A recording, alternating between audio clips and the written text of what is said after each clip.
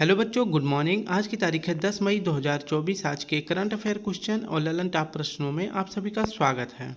यह current affair question Kumar Gaurav sir के current affair से लिया गया है, जिसमें आप सभी को करंट अफेयर क्वेश्चन साथ में उसकी व्याख्या और ललन टॉप प्रश्न देखने को मिलेगा। यह क्लास हम 20 से 22 मिनट में समाप्त कर लेंगे। तो आप सभी से रिक्वेस्ट है कि प्लीज़ अगर वीडियो अच्छी लगे तो प्लीज़ स्टूडेंट वीडियो को लाइक करें, शेयर करें और ज़्यादा से ज़्यादा लोगों तक शेयर करें। तो चलिए हम अपने 9 मई के दैनिक समसामयिक सभी प्रतियोगी परीक्षाओं के लिए महत्वपूर्ण प्रश्न को देखते हैं। पहला प्रश्न है, हाल ही में भारतीय सेना और वायुसेना ने संयुक्त अभ्यास गगन स्ट्राइक 2 का आयोजन कहाँ किया है? भारतीय सेना और वायुसेना ने संयुक्त अभ्यास गगन स्ट्राइक 2 का आयोजन कहाँ किया है? तो इसका सही जवाब हो जाएगा ऑप्शन डी, पंजाब में किया है।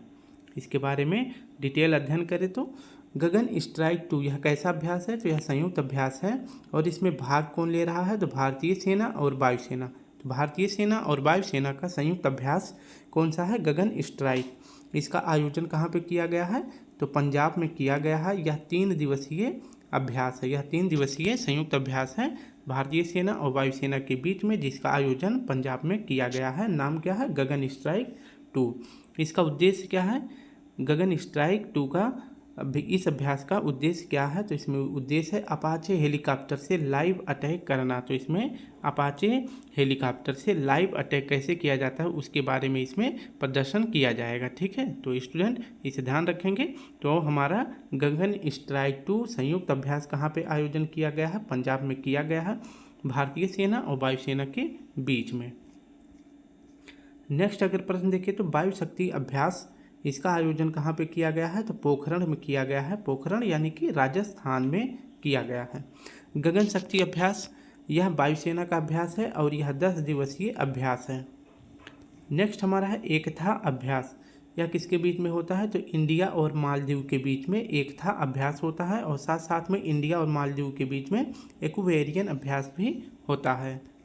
कटलैश अभ्यास, इसका आयोजन कहाँ हुआ है? तो कटलैश अभ्यास का आयोजन हुआ है सेशल्स में। और कटलैश अभ्यास में भारत की तरफ से किस जहाज ने भाग लिया है? तो INS इंडियन नेवल शिप तीर ने भाग लिया है। मिलन अभ्यास का आयोजन कहाँ हुआ है? तो विशाखापत्तनम में हुआ है। विशाखापत्तनम आप यहाँ पे देख सकते हैं, इधर आपका हो जाएगा तमिलनाडु और तमिलनाडु के ऊपर जो राज्य होता है आंध्र प्रदेश, यहीं पे जो है विशाखापत्तनम स्थित है। तो मिलन अभ्यास का आयोजन कहाँ किया गया है? विशाखापत्तनम में किया गया है। डस्टलिक अभ्यास यह किसके बीच में होता है? तो डस्टलिक अभ्यास का आयोजन होता है इंडिया और उज्बेकिस्तान के बीच में। हरिमो शक्ति अभ्यास, हरिमो शक्ति अभ्यास का आयोजन इंडिया और मलेशिया के बीच में होता है। नेक्स्ट हमारा है धर्म गार्जियन अभ्यास। धर्म गार्जियन अभ्यास इंडिया और जापान के बीच में आयोजित होता है। जापान के बीच में सैन्योमित्री भी होता है। जापान के बीच में, इंडिया और जापान के बीच में सैन्योमित्री, धर्म गार्जियन, ये दोनों अभ्यास होते हैं। ब्रिक्स में कौन सा देश शामिल नहीं हुआ है? ब्रिक्स में कौन सा देश शामिल नहीं हुआ है? तो ब्रिक्स में 1 जनवरी को 6 देश जो है शामिल होने की घोषणा किए थे। कितने देश? 6 देश किए थे शामिल होने की, लेकिन इनमें से एक देश ने ब्रिक्स की सदस्यता नहीं ली। तो बताना है कौन सा देश नहीं लिया है। 6 देश कौन से हैं? सऊदी अरब, UAE, मिस्र, इथोपिया, ईरान, अर्जेंटीना। तो इनमें से ब्रिक्स में शामिल न होने की घोषणा किसने करी थी? तो अर्जेंटीना ने करी थी। 16वें वित्त आयोग के अध्यक्ष कौन बने हैं? तो अरविंद पनघड़िया बने हैं। नेक्स्ट हमारा प्रश्न है, हाल ही में वर्ष 2024 के पुलित्जर पुरस्कार की अंतर्राष्ट्रीय रिपोर्टिंग श्रेणी में किसे चुना गया है? तो वर्ष 2024 के पुलित्जर पुरस्कार की अंतर्राष्ट्रीय रिपोर्टिंग श्रेणी में किसे चुना गया है? तो इसका सही जवाब हो जाएगा न्यूयॉर्क टाइम्स। इसके बारे में डिटेल अध्ययन करें तो पुलित्जर अवार्ड जो है, पुलित्जर पुरस्कार किसे दिया गया है और यह कहाँ दिया जाता है? तो पुलित्जर पुरस्कार दिया जाता है कोलंबिया यूनिवर्सिटी USA में। यह प्रदान किया जाता है कोलंबिया यूनिवर्सिटी के द्वारा। पुलित्जर अवार्ड जो है किस श्रेणी में दिया जाता है? तो यह पत्रकारिता के क्षेत्र में दिया जाता है। अब की बार जो है अंतर्राष्ट्रीय रिपोर्टिंग और पत्रकारिता खोजी में किसे दिया गया है? तो न्यूयॉर्क टाइम को दिया गया है। तो पुलित्जर अवार्ड जो है किसे दिया गया है? न्यूयॉर्क टाइम्स को दिया गया है। ये आपको याद रखना है। 2024 का जो कहाँ दिया जाता है? कोलंबिया यूनिवर्सिटी USA में दिया जाता है। और पुलित्जर पुरस्कार का संबंध किस क्षेत्र से है? यह पत्रकारिता से संबंधित है। कुछ महत्वपूर्ण और अवार्ड देख लेते हैं, जैसे प्रित्जर पुरस्कार या फिर वास्तुकला का अवार्ड किसे दिया गया है? रिकेन यामामोतो जी को दिया गया है। ये किस देश से संबंधित हैं? तो इनका संबंध है जापान से। एबेल पुरस्कार किसे दिया गया है? तो मिशेल टेलाग्रैंड जी को दिया गया है। गोल्डमैन पुरस्कार किसे दिया गया है? आलोक शुक्ला को दिया गया है। और ये कहाँ के पर्यावरणविद हैं? तो ये छत्तीसगढ़ के पर्यावरणविद हैं। व्हिटली अवार्ड या फिर इसे ग्रीन अवार्ड भी कहते हैं, किसे दिया गया है? तो पूर्णिमा देवी जी को दिया गया है। और इनका संबंध किस राज्य से है? इनका संबंध है असम से। इन्हें ये अवार्ड जो है 2 बार मिल चुका है। एक तो 2024 में मिला है और पहली बार इन्हें कब मिला था? तो 2017 में भी मिला था। नेक्स्ट प्रश्न है, हाल ही में भारतीय दूरसंचार नियामक प्राधिकारी के अध्यक्ष पद पर किसे नियुक्त किया गया है? तो अनिल लोहाटी को भारतीय दूरसंचार नियामक प्राधिकरण के अध्यक्ष पद पर नियुक्त किया गया है। तीसरा प्रश्न है, हाल ही में पवन ऊर्जा स्टेशनों के लिए अडानी ग्रीन एनर्जी के साथ 20 साल का बिजली समझौता किसने किया है?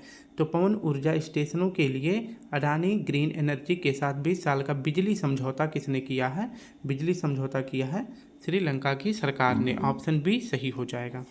इसके बारे में अध्ययन करें तो अडानी ग्रीन एनर्जी ने समझौता किया है किसके साथ? श्रीलंका के साथ। और किस क्षेत्र में किया है?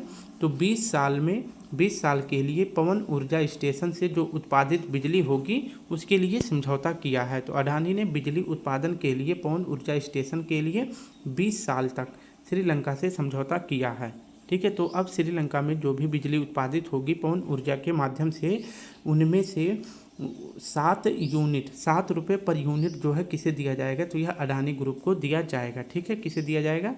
तो अडानी ग्रुप को दिया जाएगा। कितने साल तक? तो 20 साल तक यह एग्रीमेंट हुआ है अडानी ग्रुप और श्रीलंका के बीच में। ठीक है, तो अडानी ग्रुप के द्वारा जो पवन ऊर्जा स्टेशन से जो बिजली उत्पादित होगी उसमें जो है 7 रुपये पर यूनिट के हिसाब से अडानी ग्रुप को श्रीलंका सरकार देगी। कितने साल तक? तो 20 साल तक। और बिजली कौन उत्पादित करेगा? तो पवन ऊर्जा स्टेशन के माध्यम से बिजली उत्पादन करेंगे अडानी ग्रीन के द्वारा यह किया जाएगा। ठीक है, नेक्स्ट देखें तो मटाला एयरपोर्ट का विकास जो है कौन करने वाला है? मटाला एयरपोर्ट का अधिग्रहण अभी हाल ही में किसे मिला है? तो यह इंडिया और रूस को मिला है। मटाला एयरपोर्ट किस देश में है? तो यह श्रीलंका में है, ये याद रखेंगे। और इस पर जो है अधिग्रहण किसने किया है? इंडिया और रूस ने, यानी कि श्रीलंका सरकार ने इंडिया और रूस को मटाला एयरपोर्ट के विकास के लिए प्राधिकरण दे दिया है। कांके संतुरई बंदरगाह का विकास कौन करेगा? तो कांके संतुरई बंदरगाह का विकास अकेले भारत करने वाला है। और यह बंदरगाह किस देश में है? तो यह भी श्रीलंका में है। सिलिनेक्स अभ्यास, मित्र शक्ति अभ्यास किसके बीच में होता है? तो सिलिनेक्स अभ्यास और मित्र शक्ति अभ्यास, ये दोनों अभ्यास भारत और श्रीलंका के बीच में आयोजित होते हैं। चौथा प्रश्न है, हाल ही में इसरो ने सेमी क्रायोजेनिक के तहत प्री बर्नर इग्निस का सफल परीक्षण कहाँ किया है? तो इसरो ने सेमी क्रायोजेनिक के तहत प्री बर्नर इग्निस का सफल परीक्षण कहाँ किया है? तो इसका सही जवाब हो जाएगा तमिलनाडु में किया है। इसके बारे में अध्ययन करें तो इसरो के द्वारा भी हाल ही में महेंद्रगिरी, या जो महेंद्रगिरी कहाँ स्थित है? तमिलनाडु में। तो इसरो के द्वारा महेंद्रगिरी में प्री बर्नर इग्निस का सफल परीक्षण किया गया है। प्री बर्नर इग्निस क्या है? तो मान लीजिए ये एक जहाज है, ये एक रॉकेट है। ठीक है, क्या है? रॉकेट है। तो रॉकेट के नीचे जो है आग लगी रहती है ना, जब ये मतलब लॉन्च होने वाला होता है तो इसके नीचे जो है बहुत तेज़ गति से ऊर्जा निकलती है। ठीक है, तो किस नियम से? तो यह क्रिया प्रतिक्रिया के माध्यम से जो है, अगर इसके नीचे जो है आग जो है यानी कि ऊर्जा अगर अच्छे क्वालिटी की रहेगी तो ये रॉकेट जो है बहुत तेज़ी के साथ ऊपर जाएगा।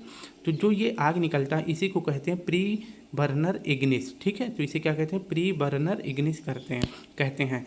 तो इसी में अच्छी क्वालिटी का ऊर्जा लगाया गया है ताकि जो है रॉकेट को अच्छी तरह से बहुत तेज़ी के साथ अंतरिक्ष में भेजा जा सके। ठीक है, तो इसमें जो है अच्छी क्वालिटी का ऊर्जा लगाया गया है, इसे ही कहते हैं प्री बर्नर इग्निस। तो इसका सफल परीक्षण कहाँ किया गया? अभी हाल ही में इसरो के द्वारा तमिलनाडु में किया गया है।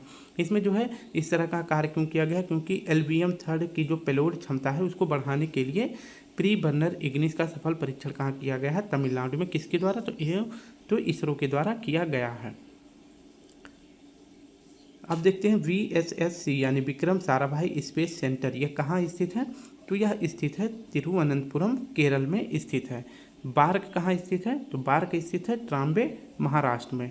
भाभा एटॉमिक रिसर्च सेंटर ये कहाँ है? तो यह ट्राम्बे महाराष्ट्र में स्थित है। नेक्स्ट देखें तो चावल अनुसंधान केंद्र कहाँ स्थित है? तो चावल अनुसंधान केंद्र स्थित है कटक उड़ीसा में स्थित है। हाल ही में भारत की पहली AI आधारित फिल्म कौन सी है? तो इराह है। कौन सी है? इराह है। पांचवा प्रश्न है, हाल ही में विश्व थैलेसीमिया दिवस 2024 कब मनाया गया है? तो विश्व थैलेसीमिया दिवस 2024 मनाया गया है 8 मई को। अब 8 मई को 2 दिवस मनाए जाते हैं, इनके बारे में डिटेल अध्ययन करते हैं। 8 मई को 2 दिवस मनाया जाता है, एक तो विश्व थैलेसीमिया दिवस और दूसरा रेड क्रॉस दिवस मनाया जाता है। तो 8 मई को विश्व थैलेसीमिया दिवस और दूसरा रेड क्रॉस डे सेलिब्रेट किया जाता है। विश्व थैलेसीमिया दिवस पहली बार कब स्टार्ट हुआ था? तो 1994 में स्टार्ट हुआ था। 2024 में जो है विश्व थैलेसीमिया दिवस की थीम क्या रखी गई है? तो जीवन को मजबूत बनाना इसकी थीम रखी गई है। नेक्स्ट देखें तो रेड क्रॉस डे के बारे में। रेड क्रॉस संस्था के संस्थापक कौन है? तो हेनरी डुइनेंट है और इसकी स्थापना कब किए थे? तो 1863 में किए थे। रेड क्रॉस संस्था को जो है 3 बार नोबेल पुरस्कार मिल चुका है। रेड क्रॉस संस्था को 3 बार नोबेल पुरस्कार मिला है, एक तो 1917 में, दूसरी बार 1944 में और तीसरी बार 1963 में मिला है। अगर बात करें हेनरी डुइनेंट को शांति का नोबेल पुरस्कार पहली बार कब मिला था? तो इन्हें पहली बार मिला था 1905 में मिला था। ठीक है, तो 1901 में मिला था। उसी टाइम पे जो है शांति का नोबेल पुरस्कार शुरू भी किया गया था। ठीक है, तो ये आपको याद रखना है। तो मैंने बता दिया 8 मई को क्या सेलिब्रेट किया जाता है? World red cross day celebrate किया जाता है 8 मई को, और साथ में वर्ल्ड थैलेसीमिया डे ये भी कब सेलिब्रेट किया जाता है? तो ये 8 मई को सेलिब्रेट किया जाता है। थैलेसीमिया रोग के बारे में देख लेते हैं। तो थैलेसीमिया रोग यह एक आनुवांशिक रक्त विकार रोग है। हीमोफीलिया दिवस कब मनाया जाता है? तो यह 17 अप्रैल को मनाया जाता है। लीवर डे कब मनाया जाता है? 19 अप्रैल को मनाया जाता है। विश्व कैंसर दिवस कब मनाया जाता है? 4 फरवरी को मनाया जाता है। विश्व एड्स दिवस कब सेलिब्रेट किया जाता है? तो 1 दिसंबर को मनाया जाता है। जबकि मजदूर दिवस कब मनाया जाता है? तो 1 मई को मनाया जाता है। इसरो ने एक्सेलरे पोलरीमीटर सैटेलाइट एक्सपोसैट को किससे प्रक्षेपित किया है? तो PSLV C58 से प्रक्षेपित किया है। हाल ही में MS स्वामीनाथन पुरस्कार से किसे सम्मानित किया गया है? तो BR कंबोज जी को सम्मानित किया गया है MS स्वामीनाथन पुरस्कार से। छठा प्रश्न है, हाल ही में वेस्ट नाइल फीवर के मामले सामने आने के बाद कहाँ अलर्ट जारी किया गया है? तो वेस्ट नाइल फीवर के मामले सामने आने के बाद कहाँ अलर्ट जारी किया गया है? इसका सही जवाब हो जाएगा ऑप्शन बी, केरल में।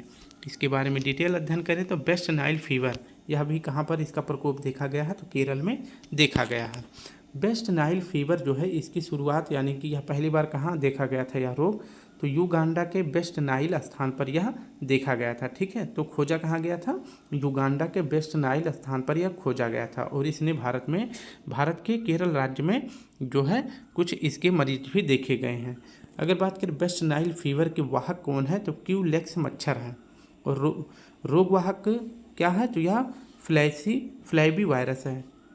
वाहक कौन है? तो वेस्ट नाइल फीवर का वाहक है क्यूलेक्स मच्छर, जबकि रोग वाहक पूछे कौन सा है? तो फ्लेबी वायरस है।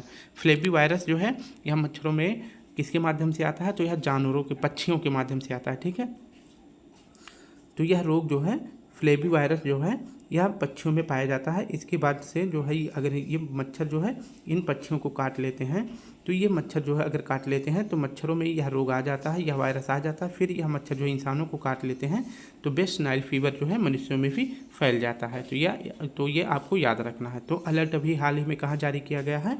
तो यह जारी किया गया है केरल में। नेक्स्ट देखिए तो प्रश्न है हमारा, विश्व वेटलैंड्स दिवस 2024 का अंतर्राष्ट्रीय सम्मेलन कहाँ संपन्न हुआ है? तो विश्व वेटलैंड्स दिवस कब सेलिब्रेट किया जाता है? तो यह 2 फरवरी को सेलिब्रेट किया जाता है। लेकिन विश्व वेटलैंड्स दिवस 2024 का अंतर्राष्ट्रीय सम्मेलन कहाँ संपन्न हुआ है? तो इंदौर मध्य प्रदेश में आयोजित किया गया है। हरियाणा के 37वें सूरजकुंड शिल्प मेले का थीम राज्य कौन सा है? तो 37वें क्रम का सूरजकुंड मेले का आयोजन कहाँ किया गया है? फरीदाबाद में किया जाता है। फरीदाबाद हरियाणा में किया जाता है। इस बार जो है 37वें सूरजकुंड शिल्प मेले का थीम राज्य कौन बना है? तो गुजरात बना है। भारत के यूपीआई को स्वीकार करने वाला पहला यूरोपीय देश कौन सा है? तो भारत के यूपीआई को स्वीकार करने वाला पहला यूरोपीय देश है फ्रांस। 2024 में कितने लोगों को भारत रत्न से सम्मानित किया गया है? तो 5 लोगों को भारत रत्न से सम्मानित किया गया है 2024 में। पहले हैं कर्पूरी ठाकुर, नेक्स्ट चौधरी चरण सिंह, तीसरे पीवी नरसिम्हा राव, चौथे MS स्वामीनाथन और पाँचवें लाल कृष्ण आडवाणी जी। 7वां प्रश्न है, इंडियन सुपर लीग 2023-24 की विजेता टीम कौन सी है? तो इंडियन सुपर लीग 2023-24 की विजेता टीम बनी है मुंबई सिटी FC बनी है। मुंबई सिटी FC जो है विजेता बनी है। इसके बारे में अध्ययन करें तो इंडियन सुपर लीग 2023-24 इसका आयोजन, इसका होस्ट कहाँ पे किया गया था? तो इसका फाइनल मुकाबला खेला गया था विवेकानंद स्टेडियम कोलकाता में खेला गया था। इसमें जो है फाइनल मैच किसके बीच में हुआ था? तो मुंबई सिटी FC और मोहन बागान सुपर जायंट के बीच में यह मैच खेला गया था। इसमें जो है विजेता कौन बनता है? तो मुंबई सिटी FC जो है विजेता बन जाता है, जबकि उप विजेता कौन बना है? मोहन बागान सुपर जायंट बना है। ठीक है, तो ये देख सकते हैं इंडियन सुपर लीग विजेता कौन है? मुंबई सिटी FC है। हाल ही में अखिल भारतीय फुटबॉल फेडरेशन के अध्यक्ष कौन बने हैं? तो अखिल भारतीय फुटबॉल फेडरेशन के अध्यक्ष कौन बने हैं? कल्याण चौबे जी बने हैं। भारतीय महिला हॉकी टीम के कप्तान कौन बनी है? तो भारतीय महिला हॉकी टीम की कप्तान बनी है सलीमा टेटे। और ये जो है किस राज्य से संबंधित है? तो ये छत्तीसगढ़ से संबंधित है। 8वां प्रश्न है, हाल ही में इंटरनेशनल नंबरों से NRI के लिए UPI पेमेंट सर्विस किसने प्रारंभ करी है? तो इंटरनेशनल नंबरों से NRI के लिए UPI पेमेंट सर्विस किसने प्रारंभ करी है? तो इसका सही जवाब हो जाएगा ICICI बैंक के द्वारा यह सर्विस शुरू किया गया है। ICICI बैंक के द्वारा NRI जो व्यक्ति होते हैं, जैसे मान लीजिए कोई एक महिला है, विदेशी महिला है, और यह विदेशी महिला जो है कहाँ की है? तो यह विदेशी महिला मान लीजिए कनाडा की है। ठीक है, कहाँ की है? तो ये कनाडा की है। और जो रसगुल्ला है यानी जो लड़का है ये हमारे भारत का है। ठीक है, तो इनके बीच में जो दोनों के बीच में प्यार हो जाता है तो इनकी शादी हो जाती है। और लड़का जो है ये कहाँ चला जाता है? तो लड़का ये चला जाता है कनाडा में, शिफ्ट हो जाता है। तो ये कनाडा में रहता है। ठीक है, लड़की के साथ रहता है। तो इस व्यक्ति को, इस रसगुल्ले को क्या बोलेंगे? NRI बोलेंगे। मान लीजिए ये कनाडा में बैठा है और इसका दोस्त जो है इंडिया से फ़ोन करता है कि भाई मैंने समोसा खा लिया है और मैं जो है पेमेंट नहीं कर सकता हूँ, मेरे पास पैसे नहीं है, तो तुम पेमेंट कर दो। तो इस तरह की सुविधा को जो है, और ये रसगुल्ला अब यहाँ से कनाडा से जो है यहाँ की दुकानों के लिए या शॉप के लिए या कोई शॉपिंग किया हो तो यहाँ पे पेमेंट कर सकते हैं। इसके लिए जो है सुविधा कौन शुरू किया है? ICICI बैंक ने शुरू किया है। यानी NRI व्यक्तियों के लिए जो है इंटरनेशनल मोबाइल नंबर पर UPI पेमेंट कर सकते हैं। इस प्रकार की सुविधा जारी किया है ICI बैंक ने। अब इस व्यक्ति को क्या करना है कि ICICI बैंक का एक ऐप है, उसको डाउनलोड करना है, फिर वह पेमेंट कर सकता है। या फिर किसी भी जो है जैसे कोई भी चीज़ खरीद लिया है कोई व्यक्ति, उसको जो है ऑनलाइन पेमेंट कर सकता है या फिर अपने कैश को किसी और बैंक में ट्रांसफ़र कर सकता है। तो इस प्रकार की सुविधा शुरू किया है ICI बैंक ने। तो इस व्यक्ति को जो कनाडा में रहने लगा है, इसको सिर्फ ICICI बैंक का एक ऐप डाउनलोड करना है जिसका नाम है आई मोबाइल पे। ठीक है, तो इसको डाउनलोड करके यह जो है पेमेंट कर सकता है। अगर बात करें UPI का फुल फॉर्म क्या होता है, तो आप नीचे देख सकते हैं UPI का फुल फॉर्म होता है यूनिफाइड पेमेंट इंटरफेस, इसका फुल फॉर्म होता है। इसकी शुरुआत कब होती है? तो UPI की स्थापना होती है 2016 में होती है। ठीक है, तो क्या करना है? सिर्फ ICICI बैंक का सिर्फ एक ऐप डाउनलोड करना है, आई मोबाइल पे। इसके माध्यम से जो है आप विदेशों में UPI के माध्यम से पेमेंट कर सकते हैं। किसके लिए? तो NRI व्यक्तियों के लिए यह सुविधा शुरू की गई है। लक्षद्वीप में पहला निजी बैंक कौन सा है जिसने अपना शाखा खोला है? तो लक्षद्वीप में पहला निजी बैंक जिसने अपना शाखा खोला है तो यह बैंक है HDFC बैंक। हाल ही में हिम तेंदुआ को किसने राष्ट्रीय प्रतीक चिन्ह घोषित किया है? तो किर्गिस्तान ने घोषित किया है। तो यह देश है। अगर पूछे राज्य में किसने हिम तेंदुआ को राष्ट्रीय प्रतीक घोषित किया है, तो राज्य में पूछे तो लद्दाख है। हाल ही में देश में पहली बार मल्टी स्पोर्ट्स बीच गेम्स कहाँ प्रारंभ हुए हैं? तो यह दीव में प्रारंभ हुआ है। और पहली बार जो है मल्टी स्पोर्ट्स बीच गेम्स में पहला स्थान किसे मिला है? तो मध्य प्रदेश को मिला है। हुरन ग्लोबल यूनिकॉर्न इंडेक्स 2024 में भारत को कौन सा स्थान मिला है? तो तीसरा स्थान मिला है। यूनिकॉर्न का मतलब होता है कि जो स्टार्टअप होता है इसमें जो है किस प्रकार की कंपनियां सबसे तेज़ी से आगे बढ़ रही हैं। तो यूनिकॉर्न इंडेक्स में पहले स्थान पर USA है, दूसरे स्थान पर चीन है और तीसरे नंबर पर अपना प्यारा भारत है। 9वां प्रश्न है, हाल ही में फार्मूला 1 हाल ही में फार्मूला 1 ग्रैंड प्रिक्स में अपने करियर की पहली ऐतिहासिक जीत हासिल करने वाले लैंडो नॉरिस का संबंध किससे है? तो लैंडो नॉरिस अभी हाल ही में फार्मूला 1 मियामी ग्रैंड प्रिक्स को जीत चुके हैं और इन्होंने यह मुकाबला पहली बार खेले हैं और पहली बार जीते हैं। ठीक है, तो इनका संबंध, लैंडो नॉरिस का संबंध किस देश से है? तो यह ब्रिटेन के हैं। इनके बारे में अध्ययन करें तो यूएसए के फ्लोरिडा प्रांत में एक जगह है मियामी। ठीक है, कौन सा जगह है? तो यह मियामी स्थान है। कहाँ पे? यह मियामी स्थान है फ्लोरिडा में, जो कि यूएसए का एक प्रांत है। मियामी में ही फार्मूला 1 मियामी ग्रैंड प्रिक्स का आयोजन किया गया था। इसका विजेता अगर पूछे कौन बना है तो विजेता बना है लैंडो नॉरिस। और इनका संबंध कहाँ से है? तो ये ब्रिटेन से संबंधित है और इन्होंने यह पहली बार यह प्रतियोगिता जीती है। अगर इसमें बात करें उप विजेता कौन बने हैं तो मैक्स वेरस्टेपन बने हैं, जो कि एक बेहतरीन खिलाड़ी हैं, लेकिन ये हार गए हैं, तो याद रखना है। तो लैंडो नॉरिस का संबंध हो जाता है ब्रिटेन से। इन्होंने भी हाल ही में फार्मूला 1 मियामी ग्रैंड प्रिक्स जीत लिया है। ठीक है, अब देखते हैं, ये हैं लैंडो नॉरिस, कहाँ के हैं? तो ये ब्रिटेन के हैं। किसको हराए हैं? तो मैक्स वेरस्टेपन को। हाल ही में किस राज्य की आभूषण कला सिल्वर फिलिग्री को जीआई टैग दिया गया है? तो सिल्वर फिलिग्री को भी हाल ही में जीआई टैग दिया गया है और ये किस राज्य से संबंधित है? तो उड़ीसा से संबंधित है। खेलो इंडिया यूथ गेम्स 2023 में सर्वाधिक पदक किसने जीता है? तो खेलो इंडिया यूथ गेम्स, इसका पूछे आयोजन कहाँ पे किया गया था? तो इसका आयोजन किया गया था तमिलनाडु में। तमिलनाडु के 4 स्थानों पर किया गया था और इस बार इसका कौन सा क्रम है? तो ये छठा क्रम है। और शुभंकर क्या है? तो शुभंकर है वीर मंगाई। और इसमें जो है खेलो इंडिया यूथ गेम्स में पहला स्थान महाराष्ट्र को प्राप्त है। हाल ही में पीएम मोदी ने 27,000 करोड़ के तालाबीरा थर्मल प्रोजेक्ट की आधारशिला कहाँ रखी है? इसका भी सही जवाब हो जाएगा उड़ीसा में। हाल ही में प्रो कबड्डी लीग के 10वें संस्करण का चैंपियन कौन बना है? तो प्रो कबड्डी लीग के 10वें संस्करण का चैंपियन कौन बना है? पुनेरी पल्टन बना है। लास्ट प्रश्न देखते हैं, चीन सीमा की निगरानी के लिए अमेरिकी प्रीडेटर जोन MQ-9B को कहाँ तैनात किया जाएगा? चीन सीमा की निगरानी करने के लिए अमेरिका का एक ड्रोन है जिसका नाम है MQ-9B। यह भारत में कहाँ तैनात किया जाएगा? तो यह लद्दाख उत्तर प्रदेश में तैनात किया जाएगा। ऑप्शन सी सही हो जाएगा।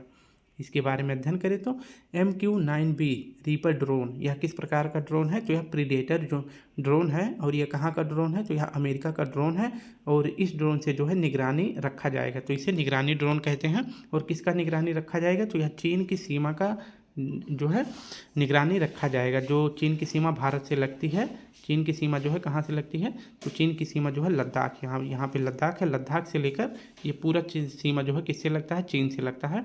और यहाँ पे अरुणाचल प्रदेश है। तो MQ-9B रीपर ड्रोन के माध्यम से जो एक प्रीडेटर ड्रोन है अमेरिका का है, इससे जो है निगरानी रखा जाएगा। चीन की सीमा का जो है क्या रखा जाएगा? निगरानी रखा जाएगा। और इसे तैनात कहाँ पे किया गया है? तो इस प्रीडेटर ड्रोन को तैनात किया गया है उत्तर प्रदेश के गोरखपुर और सरसावा में स्थापित किया गया है। ठीक है, तो MQ-9B ड्रोन की खासियत क्या है? यह 36 घंटे तक लगातार हवा में उड़ने में सक्षम है। 40,000 फीट की ऊंचाई पर उड़ सकता है। मारक दूरी 11,000 किलोमीटर से ज़्यादा है और 388 किलोमीटर प्रति घंटे की इसकी रफ्तार है। तो ये कहाँ पे तैनात किया गया है? गोरखपुर और सरसावा में स्थापित किया गया है चीन की सीमा की निगरानी के लिए। अभी हाल ही में भारत को दूसरा C295 परिवहन विमान कहाँ से प्राप्त हुआ है? तो यह स्पेन से प्राप्त हुआ है। किस क्रम का? तो दूसरे क्रम का। पहला भी स्पेन से ही प्राप्त हुआ था। हाल ही में भारत और मलेशिया के बीच द्विपक्षीय समुद्र लक्ष्मण कहाँ आयोजित हुआ है? तो समुद्र लक्ष्मण यह किसके बीच में आयोजित होता है? तो यह भारत और मलेशिया के बीच में आयोजित होता है और इसका आयोजन कहाँ किया गया है? तो विशाखापत्तनम में आयोजित किया गया है। खेलो इंडिया यूनिवर्सिटी गेम्स 2023 में सर्वाधिक पदक किसने जीते हैं? तो सर्वाधिक पदक जीता है चंडीगढ़ यूनिवर्सिटी। अगर बात करें खेलो इंडिया यूनिवर्सिटी गेम्स का अब की बार कौन सा क्रम है? तो 2023 में चौथा क्रम है और इसका आयोजन कहाँ पे किया गया था? नॉर्थ ईस्ट स्टेट में किया गया था, यानी असम गुवाहाटी में इसका आयोजन किया गया था। और इसका शुभंकर क्या था? अष्टलक्ष्मी। और पहला स्थान किसे मिला था?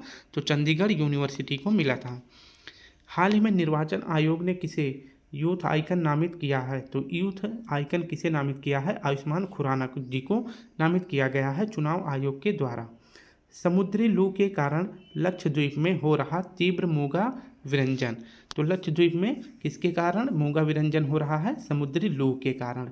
तो स्टूडेंट इस प्रकार से हमने अपने 10 करंट अफेयर क्वेश्चन और कुछ पुराने करंट अफेयर क्वेश्चन को रिवीजन किया है। अगर वीडियो अच्छी लगे तो प्लीज़ स्टूडेंट वीडियो को लाइक जरूर किया करें और वीडियो को पूरा भी जरूर देखा करें। तो कल फिर मिलते हैं, तब तक के लिए आप सभी को प्यारा सा जय हिंद जय भारत।